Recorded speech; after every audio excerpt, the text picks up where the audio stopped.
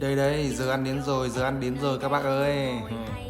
Chả là hôm nay lại thèm cái món canh xương khoai các bác ạ.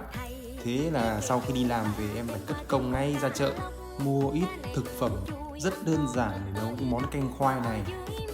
Đấy, vì là xương sườn nó nhiều thịt các bạn, nên là em làm luôn xương sườn ăn cho nó ngon.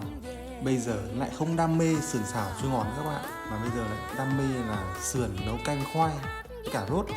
Đấy, sau khi múc 7749 lần là nó được đầy bát rồi đấy. Rồi chan thêm ít nước vào. Và bây giờ là chén thôi, ăn hết cái bát này cũng no đấy.